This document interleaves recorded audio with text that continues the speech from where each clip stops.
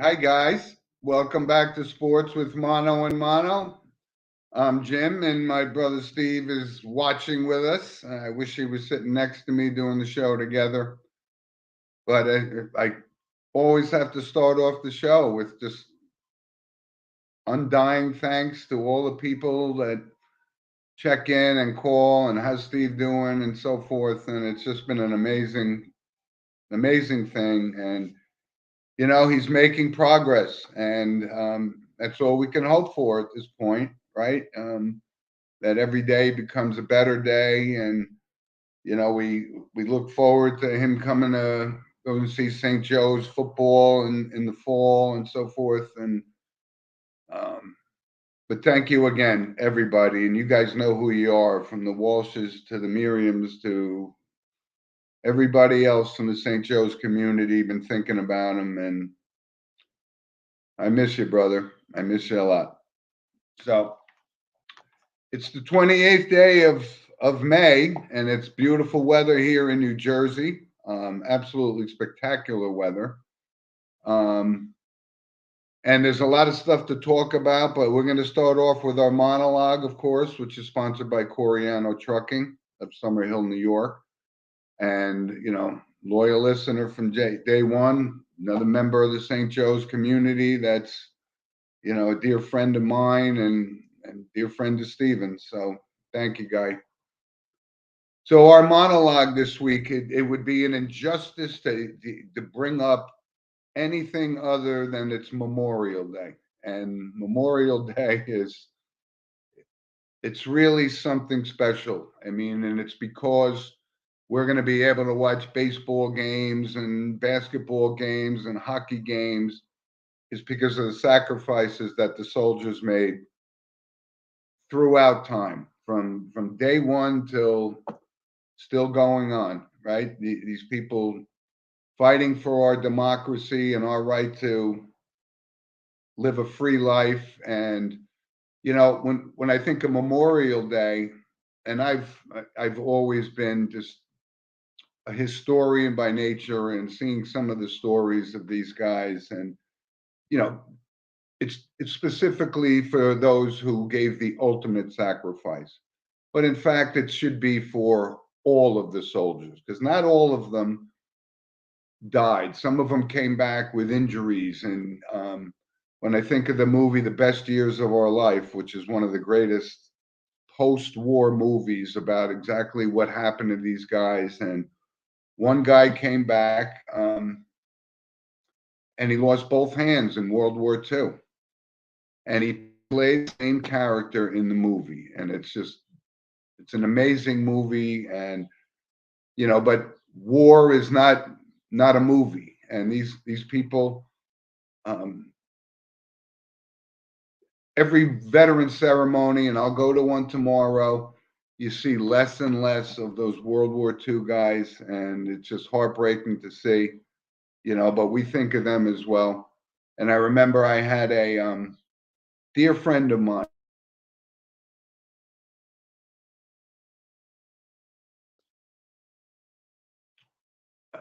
at a lecture, and Beverly, and I'm sorry, and we became friends. And it was that kind of conversations that I had with her. She was a World War II veteran, and just a great member of the Hillsdale, New Jersey community, and we became friends. And we used to go to lectures together. And I admired this woman, just as I admire all those that gave that ultimate sacrifice, were injured or anything to do with it. But that's why we're going to be able to talk about sports here in a little bit, because of those very people. So please just take at least a moment over the weekend at your barbecue or wherever you're doing, and just say, wow, thank you to those people who gave that sacrifice. So, um, yeah, that's the monologue, and it couldn't be anything else, to be quite honest with you. I mean, sports are little irrelevant, but you see the stories of Ted Williams taking two tours as a fighter pilot, and Tom Landry from the Cowboys, big, World War II pilot as well. Amazing. Amazing. So let's jump into some sports and let's do a recap here. A couple things last week. The Preakness Stakes, right? The second leg of the Triple Crown. And, I think I mentioned on the show last week, I didn't think we were going to have a Triple Crown winner this year because I didn't see that top quality American Pharaoh, all those other champions. And we're not. So Mage, gave a valiant effort, but couldn't pull it off. So National Treasure wins the Preakness. And my picks, one of them was Blazing Sevens. And Blazing Sevens fought right down to the wire, lost by half a head at the wire, and it was a great race. And the pomp and circumstances of that, my sister was at the Kentucky Derby 2 weeks before, and this is down in Baltimore, Maryland, and it was absolutely an outstanding race. And now there's one leg left, and that's the Belmont.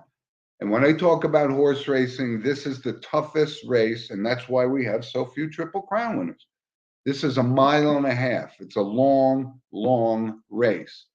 And that puts it in a perspective about when Secretariat won by 31 and a half lengths back in 1973, which was the greatest sports moment I think of all time for me. So we don't know how this is going to pan out, but we'll talk about our picks because you got to also find out who's going to be in the race, right? This is a marathon, not a sprint.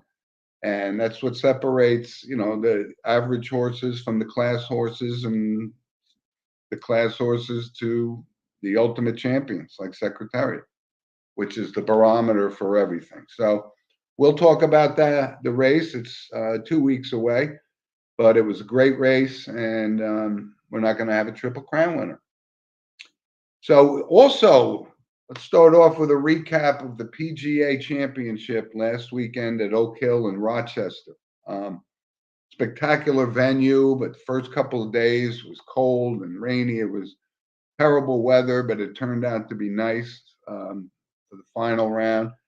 And there were a couple of stories here. And, Brooks Koepka, this guy shows up in majors. And listen, I like the guy as a player. I know he's on LIV now, so I don't have that kind of passion for him anymore. But because I wasn't even sure these LIV golfers were going to be able to play in these PGA tournaments, but especially the majors.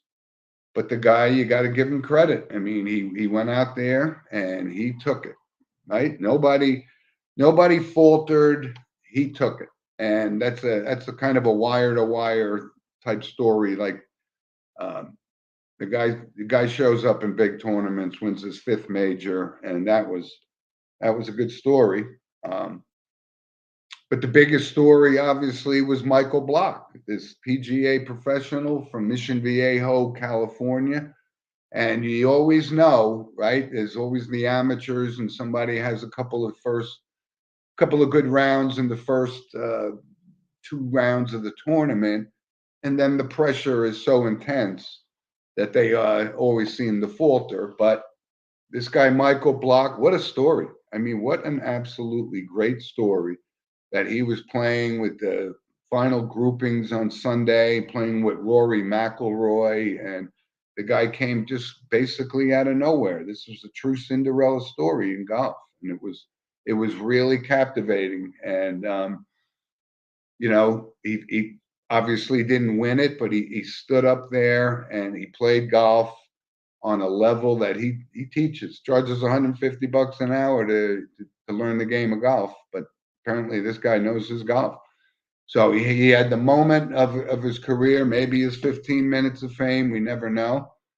But not only was he playing there and became the crowd favorite, he gets a hole in one. I mean, which is right. I've never had one. Come close. Stevens had a hole in one, believe it or not. But to come on a Sunday at the PGA as a PGA pro, not even considered in the world rankings, was just amazing. It was a great story, and the kid handled it with just grace and class and humble, and it was really great to see. So that's why we watch golf. That's why Sports with Mono and Mono are golf fans. Because you see a story like that not too often, right? With past few years, we've seen Scotty Scheffler develop and John Rahm develop into the two top players maybe in the world. And neither one of them won it because Brooks Koepka took control of it.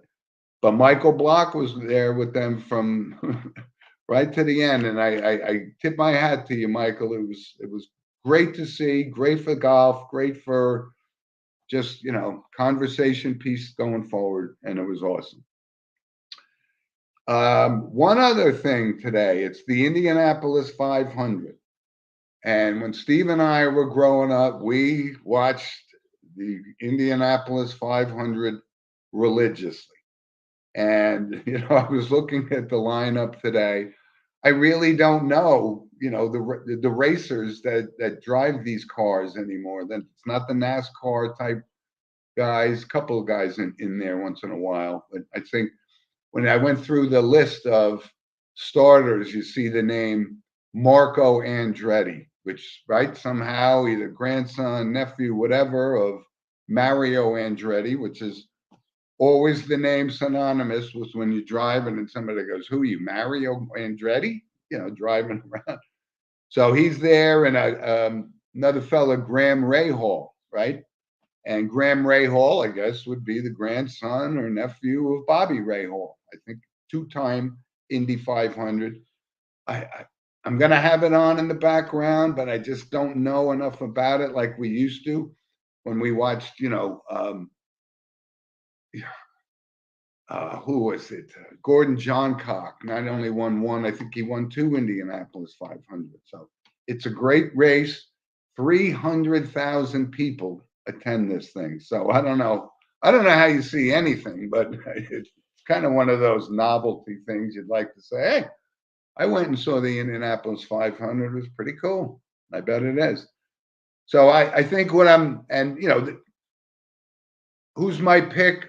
Okay, I'll take the easy way out and say Helio Castroneves, right? Who's won it before, probably considered the Mario Andretti of that IndyCar racing. So I pick him, and there's also Scott Dixon, who's another favorite. But like I said, it's a great spectacular. Always run on Sunday and Memorial Day, and hope everybody that's there is having a good time. I'm sure they are. So, Rob, I'm going to jump into the NBA. Couple of things here, right? We know who's going in the West, right? Not a big surprise. Not a big surprise to me, because I think this guy Jokic is absolutely just a force that they've never won a championship. And I remember watching the days when it was Dan Issel and the Nuggets, but he's got these guys playing, and he seems to know what he's doing. He seems to know what he wants to have happen, and that's win a championship. And Jamal Murray's been right there with him, and so that series, they're getting a lot of rest, which is good for them. But how about this other series, right? So the Heat are up 3-0. All the pundits, the Magic Johnsons, everybody chimes in, says, I've never seen a Boston Celtics team quit like this. Okay, they got beat 3 games in a row. But how do they respond? When you look at the lineup, they got a fantastic lineup with this kid Tatum and Smart and Horford and these guys. So they bounced back. They won two straight. And now they won the third game. So now we're on the precipice of history, because I don't think that there's ever been a team that was down 0-3 to win an NBA series, certainly not in the championship game. But the Boston Celtics are back, but I just couldn't stand the way to hear these guys, because they lost the first 3 games, like they all quit. The coach sucks, but no, they got a good talented team, and I think that would be a great matchup. And I've told you before, because I think Jimmy Butler is absolutely outstanding. But he's been carrying the team on his back, solely on his back. And, is he going to step up in game 7? And we'll see, because it's going to have to be on him. He's going to have to win this series for the Heat. And it's not going to be easy against the Boston Celtics, especially when you win 3 straight. So the momentum is on your side, all that kind of stuff. But that's been a really good series, right? And the Nuggets are waiting in the wings. It's not going to be LeBron James in the finals. It's going to be these new breed of players. And I'm looking forward to that. And, from the NBA also, and I wanted to bring this up, Rob, because I wondered, because the Milwaukee Bucks are hiring Adrian Griffin as the head coach. And I think is that the Adrian Griffin from Seton Hall? I mean, I thought he was on the Seton Hall team. That may have was Seton Hall. Okay. So he gets the job, and that job was picked by LeBron. LeBron. Keep thinking LeBron as the commissioner, not Giannis. And so that's a good story for the Bucks. I think if Giannis thinks this is the right guy that can pull it, I thought Budenholzer got a raw deal on that. But that's the life of the NBA, right? We talked about Doc Rivers getting fired and Monty Williams getting fired. They'll probably just switch jobs, right? So we'll see about that. But the NBA playoffs, Game 7 tomorrow night, and I think it's in Miami, if I'm not mistaken. I can't hear you, Rob. It would be in Boston. Boston? Yeah, because they're a higher seed. Okay. All right. Well, you have a comment. We got a comment. What's up? That's my boy right there. That's Logan Miller, my grandson. Rob, you might have a picture I might want to share with our audience while we got the check-in from Logs. Because I had an opportunity to go see him play baseball this week. There it is. He was my first grandson, and I have a granddaughter and another grandson. But he was the first, and he's growing into this young man, and he's playing catcher just like his uncle Steve and his grandfather Jim. We were catchers. It's obviously the toughest position on the field, and he seems to be taking it. He really seems to be a polished young man, and I'm so proud of him for developing into this. He's one of those rare throws righty, bats lefty. And so, but anyway, I got a chance to see him play. He plays down in Chester, New Jersey. And like I said, he's a big Patrick Mahomes fan, big sports guy, just like us. So at some point, he could maybe fill in and be a guest host for us. Anyway, so let's move on to the NHL. And you know what? This is quite a Cinderella story with the Florida Panthers and what Matthew Tkachuk has done. He scored 3 game-winning goals, and they end up sweeping to move into the finals for the first time since, I want to say it was 93. And that was the year with Scott Mellenby and John Van Beesbrook was the goaltender for the Panthers. They made the finals. They got beat up pretty good in the finals, but it was a good story on ESPN yesterday about that series and the story that Scott Mellenby saw a rat in the locker room and he one-timed it, and that was the end of the rat's life. But that became this cultural thing where every time the Panthers scored a goal, they would throw thousands of rats onto the not litter. These are rubber rats, but that was close for John Van Beesbrook. So that was a good story. So the Panthers make the finals for the first time since I think 93, 94. It can't be much later than that. But And then you have the other series, right? Las Vegas was up three games to none. That's quite a Cinderella story. This could be the second time they make the Stanley Cup Finals in their 5 years of existence. That's pretty good. But the Stars are battling back, right? Down 3-0, come back, it's 3-2. And what a great story with this player, Joe Pavelski. Maybe he may be the oldest player in the league. I'm not 100% sure, but he's playing like a teenager again, and he's been doing this forever. And he's obviously going to be a hockey Hall of Famer. And you like to root for guys like that. But I'm kind of liking to see Vegas here. I don't everything Vegas is. Big now with the Raiders there, and the A's are going to be moving. But this hockey team has cemented itself in Las Vegas lore. So that's a great series. And like I said, we brought it up last week. Rob clarified for us that it was, the logo is very similar to the West Point Black Knights logo. So NHL, I told you, stay with it. Toughest trophy to win in all the sports. And it's going to be Florida Panthers, and they got a few days off to rest, which these hockey players can sure as hell use, man. They play every other night. It's such a brutal thing. It really is. Anyway, so enjoy the winding down of the last couple of series in hockey, and we'll see whether the Boston Celtics could move on. It's the second trip to the finals in a row, but we'll see. So let's talk about Major League Baseball. And I know I have to break this to you, but your Pirates are coming back to earth.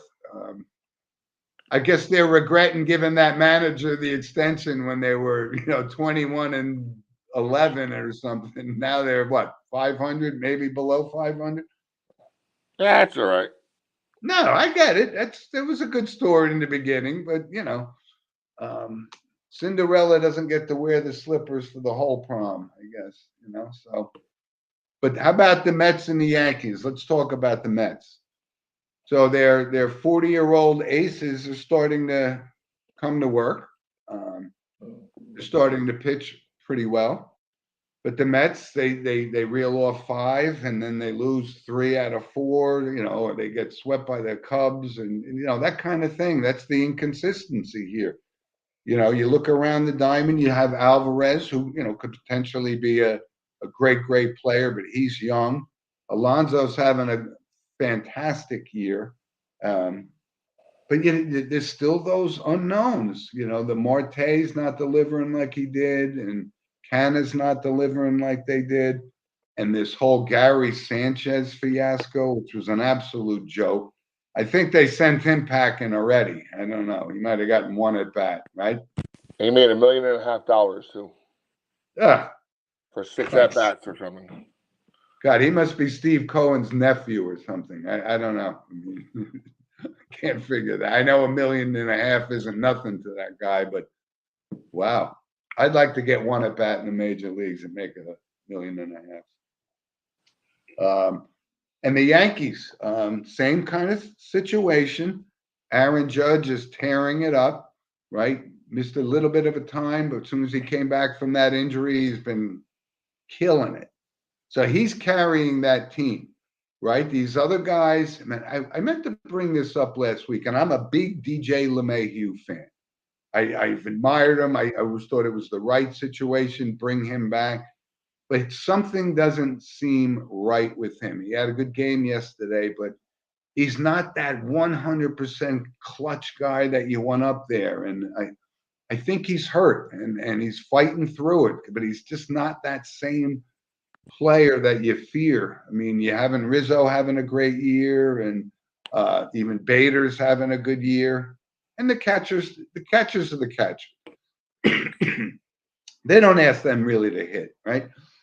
Excuse me. So, but the Yankees, they're hanging in there. They closed the gap. 2 weeks ago, they were 10.5 out. Now they're down in single digits. Obviously, a long season. But again, I can't help but bring up these San Diego Padres, that payroll they got, and these superstars, the Tatises and the Sotos and all these guys, and Machado, and they're just hooping the bed, as they say in Major League Baseball. So that's the biggest disappointment. You know, the usual suspects, the Atlanta Braves and the Dodgers, they're the Braves and the Dodgers. So they're going to win their divisions and nothing to worry about in the Central Division and in the American League. Yeah, you know, that's kind of wide open. Texas Rangers, big surprise, right? Best start since 1993 or something like that. So that payroll and these guys they're paying, that was a lot of money. And they're doing this without Jacob deGrom because he's still not playing. So he's going to get his 186 million and do exactly what we saw him do in New York the past couple of years, miss half the season, if not more, with these lingering injuries. And that's the life of a Major League Baseball pitcher. I mean, it's tough. But they're doing it without him. So if he comes back and gets healthy, you know, they could be a team to be reckoned with. But right now, the Rays don't show any signs of letting up. And the Blue Jays, another good team. But they're kind of inconsistent. So, you know, if the Yankees can just, you know, piecemeal the pitching together until these guys, Severino just got back, Rodon hasn't pitched at all, and you just never know how those guys are going to work out. So it's going to have to be Aaron Judge to carry this team, and he's doing it. And Rizzo's having a great year too. So, and by the way, you know, this Giancarlo Stanton, you know, I don't know what's going on with him. I mean, it's almost as if he's not even on the team.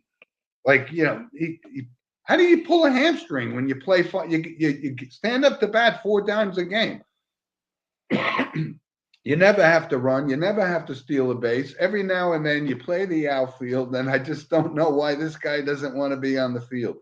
It's starting to be reminiscent of this Kyrie Irving, which I promised I wouldn't bring up, and I'm using this as an analogy. You know, he plays when he wants to play, and Stanton right now is saying, I'm going to go to the Bahamas. I'm going to go here, and they don't need me yet. I'll be back in a little while. So, too many muscles, baby. Yeah, is that really something we could actually say that, you know, these world-class athletes that get the best training, pulling hamstrings? My goodness, I mean, I know it wasn't on the major league level or the NFL level, but Steve and I played baseball, football, basketball, everything. We never pulled a hamstring, and we weren't exactly world-class athletes. So. Yeah, but anyway, if he does come back, it can only be a plus for the Yankees because he'll get hot, have a stretch. But the Yankees are just hanging in there. But it's all on Aaron Judge to keep this thing train moving. So, anyway, a lot of other stuff going on, and I want to interrupt before we move to our random points of interest. Is our book recommendation segment, which I've gotten a lot of good comments on. And I said it's not going to always be about sports. It's going to be about books that I think are impactful and informative. And my book this week is called Reclaiming History. And it's about the assassination of John F. Kennedy, right? We're coming up on the 60th anniversary in November about that. And it really was written. It was written by Vincent Bugliosi, who was the prosecutor in the Charles Manson case. But this guy took him 15 years to write this book. And I'm going to warn you folks, because I'm not here to advocate conspiracy, not conspiracy, whatever. You make your decision. But this is the most informative book that when I came out of it, and he starts the book by saying, I have no skin in this game. I'm only going to present the facts. And it's a tough read. It's like 1,700 pages of tiny print and a ton of footnotes, which you have to read every single footnote. So it's a marathon book. But if you're uncertain or it's a topic that you could find interesting, which I do, I consider myself kind of a Kennedy assassination enthusiast, if you will. So I've done my homework. I've been to the school book depository and stood on the grassy knolls, but it's a fantastic book, but it is a commitment. It's the biggest book I ever read. And Wow. you got to read it, and you got to digest pages, after each one. Sometimes you read it twice, but it's a great, great book. And Bugliosi passed away, I don't know, I want to say 5 years ago.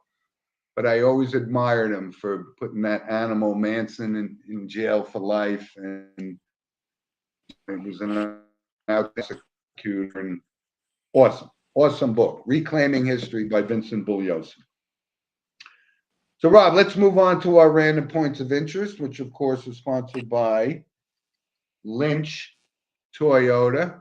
And I have a Lynch Toyota ball mark here, divot repair device. So Mike sent us some of those and some chargers. So Rob, if you need a charger for your car, you could charge your phone on. I have one for you. And Lynch Toyota has been with us every week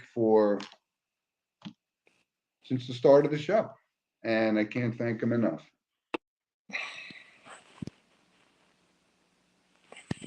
Thanks. Let's finish random of interest. And Anthony, not that I didn't think he was already retired, but I guess officially announced his retirement after 19 seasons. And my memory of Carmelo Anthony was him winning the national championship, Jim Boeheim's only national championship, as a freshman.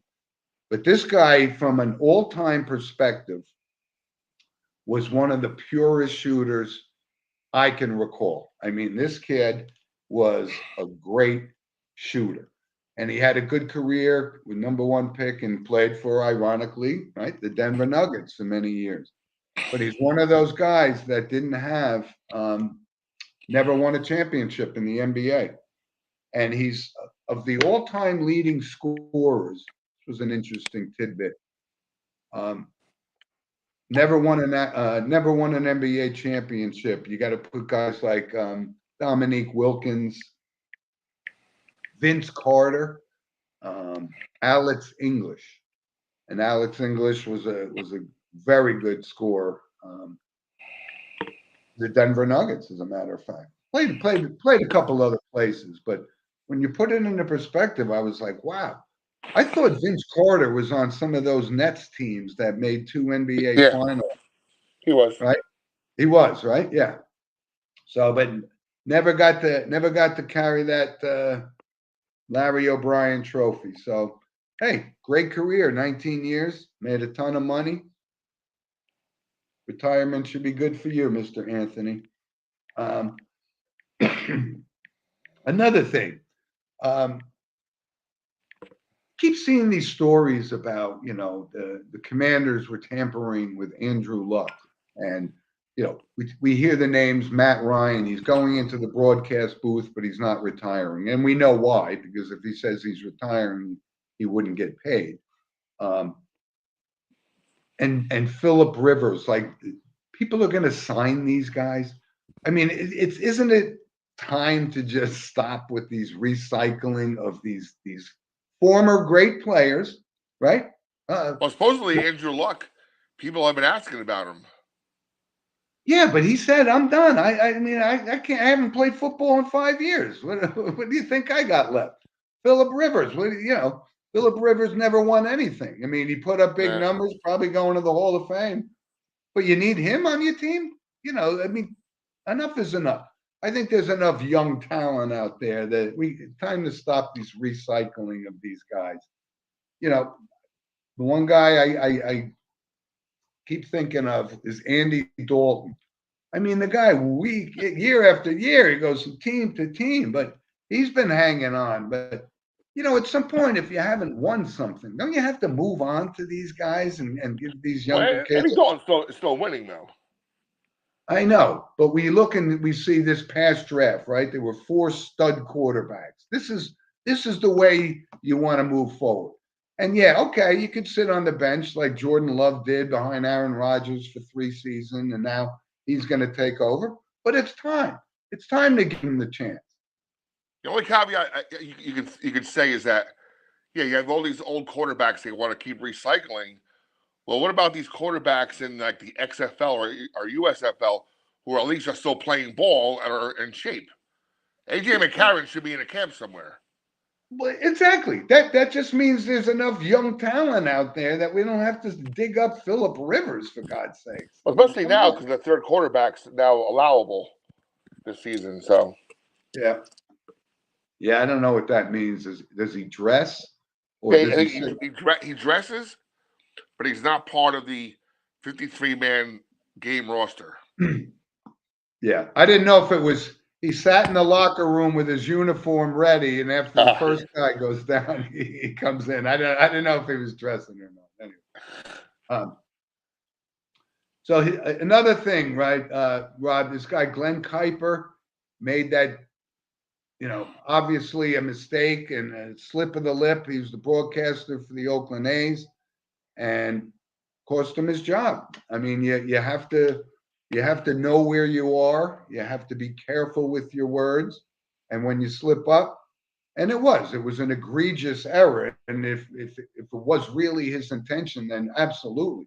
But I think it was a mistake. But I don't know. But it did cost him his job. He was A's broadcaster for 20 years. But the times are different. You have to know where you are and what you're doing. And so good news, I guess, for shareholders of the NFL and the owners. Roger Goodell will be extended through 2027. So let's see, 23, 24, 25, 26, 27. So that's 5 more years. Probably make $100 million next year. So he's got a good payroll coming from there. But all the guy does is put money into the pockets of those owners. And we don't agree with a lot of the things. I'm appalled that we're going to this pay-per-view for playoffs and so forth. But listen, he works for the owners, and they think he's making them enough money that he deserves a trip back. I'm speechless. Take 10% of his salary and put it to the CTE problem of your veterans. Well, that's always been my contention of Roger Goodell, to deny these former players and the CTE guys, which we know is a real thing, right? The only thing is we can't detect it, right? But to deny these guys that it happened, it was just an abomination. And that's when Roger Goodell lost me 100%. I just said to me, you're making that kind of money, and these guys are not getting the medical care from playing the sports that made you money. It is a topic that is a black eye on all of the National Football League administrators. If you can't realize this and share that wealth, then you're disgusting. Flat out disgusting. So that is true. Another player from the NFL, Adrian Peterson, says if he's not signed, he's another guy. He hasn't done anything in 4 years. And we need a 40-year-old running back. I mean, when you got Ezekiel Elliott out there, right? He's only probably 33, maybe, tops, right? Who are you going to sign? Whether you like Elliott or not, or he's not the player he once was. Well, Adrian Peterson sure as hell isn't the player that he once was. Well, you had him this week, and you had Le'Veon Bell saying he wants to keep playing.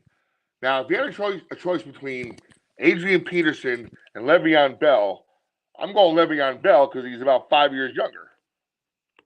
I'm going neither. I mean, if you had a gun to your head, you had to choose one. But this is back to our quarterback conversation. We don't need Le'Veon Bell. He hasn't carried the ball in 5 years. Get out of here. I mean, there's 1,000 running backs, like you said, in the USFL or college football, and I don't know.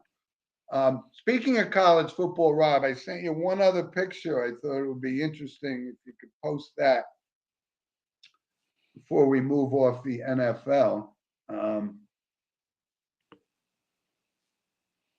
Because it's somebody that we've been following very closely. And there he is, our buddy Luke Whippler. And look who's the quarterback behind him. So this is OTAs this week. And, Luke is learning the system, how to become an NFL player, which is not an easy task, but, good for him. Like I said, we were all surprised to the 6th round and so forth, but he's really a smart kid. And I hope he makes the team. I think if nothing else, you don't let a little potential talent like him go. So either he's going to make the team or they're going to keep him because they see the potential. And you can put him on the practice squad. That's a money saver for them. But it lets you retain the rights to a prospect like that. So I'm wishing Luke all the best. And, he's at his first training camp and his locker is right next to Deshaun Watson. And again, my feelings on Deshaun Watson, but I don't care because I do care about him, but I care about the center who's going to be delivering the ball to him. Couple other things, Rob. An odd thing. I mean, I know this name change thing, and today's Memorial Day, and I saw a lot of this. There was a story this morning on CBS Sunday Morning, which I think is a great show, by the way, about their renaming all of the forts and so forth that were named after Confederate generals and so forth. And interesting thing. And then you see George Washington University. They just changed their name from the Colonials, which has been their name since day one, right? Now that seems to be an offensive word. I'm missing something. So they changed their names. They are now known as the George Washington Revolutionaries. What? I swear to God. Colonial is bad?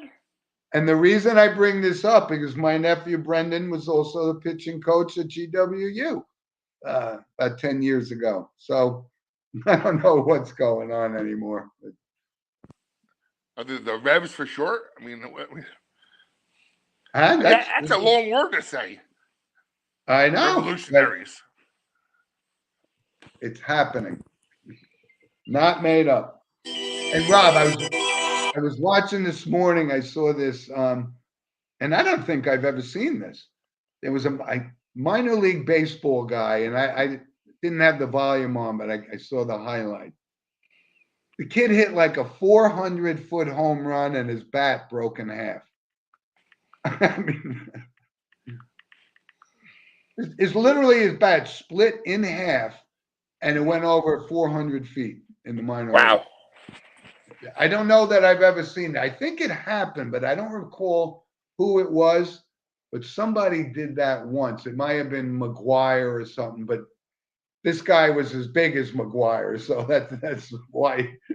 But I thought that was pretty cool. I actually thought it was pretty cool. Anyway, couple of shout outs to my producer Rob, who just had a birthday. Is it today? Thursday. Last Thursday. Last Thursday. Congratulations on your birthday. Thank you so much. Yeah. Thank you. That's absolutely a notable on the show, right? Our producer. So I hope you enjoyed your birthday, right? I did. So Rob, let's go on to our notable passing segment, right? And there's a couple. And I wonder how many people would even know who Cotton Nash is. You know who Cotton Nash is? Charles Cotton Nash. He was a basketball player, and at the time he left the school, he was the University of Kentucky's all-time leading scorer. And, obviously been broken since then, but I have a nephew who just graduated from University of Kentucky, so I know my sister certainly knows who Charles Cotton Nash is. And he went on to become a harness racing owner / breeder.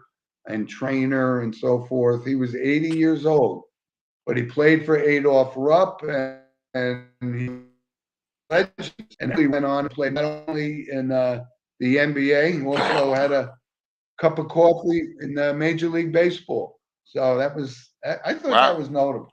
You know. Wow, thanks. And another one, Rob, this was, I know our listeners are going to say, who?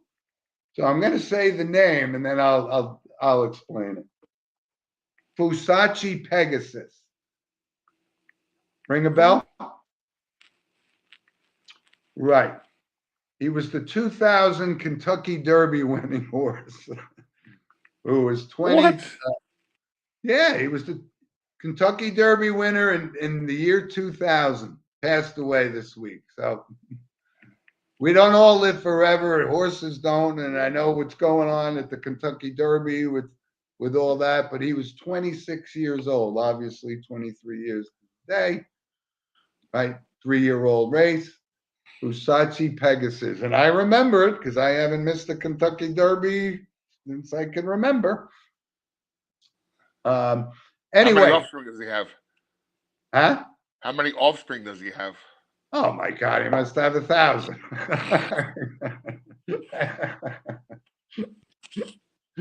That's what they do. That's what they do.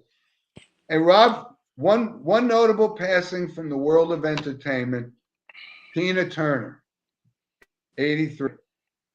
And I got to tell you, I've had the utmost respect for Tina Turner and what she endured with that animal, Ike Turner. And she made the decision to say, I don't need this kind of crap. I'm talented enough. And she went on and revitalized her career and just an absolutely awesome performer.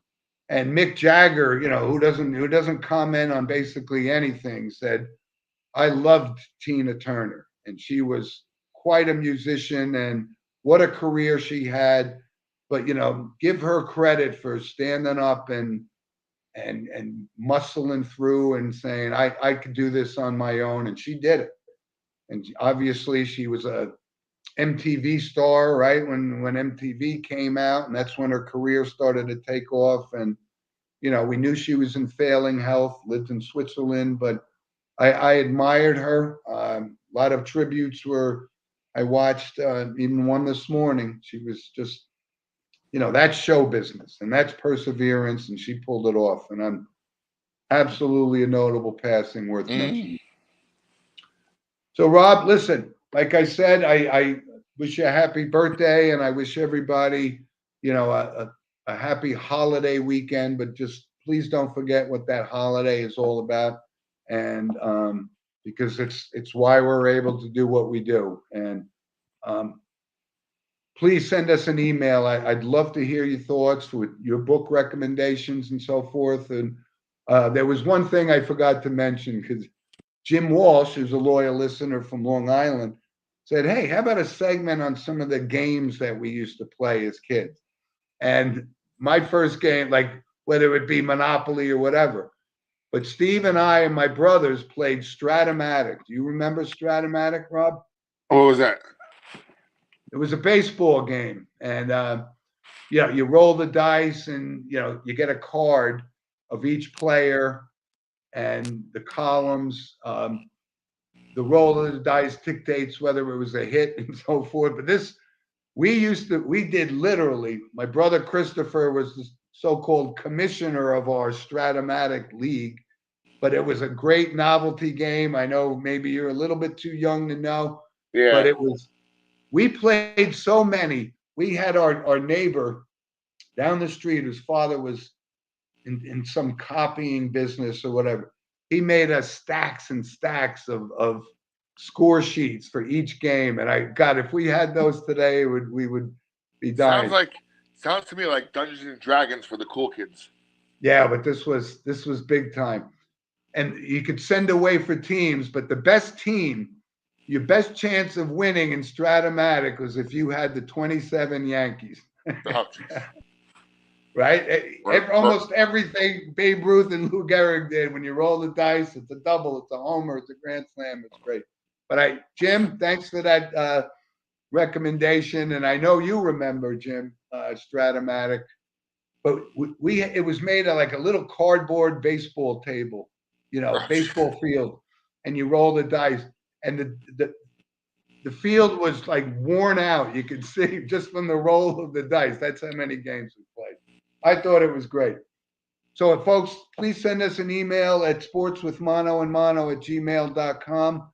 Rob, I know you have a busy day. And again, thanks to everybody for thoughts for Steve. And we'll see you back here next week. Sounds good. Thank you, Rob. Enjoy your day, kid. Thank you too, buddy.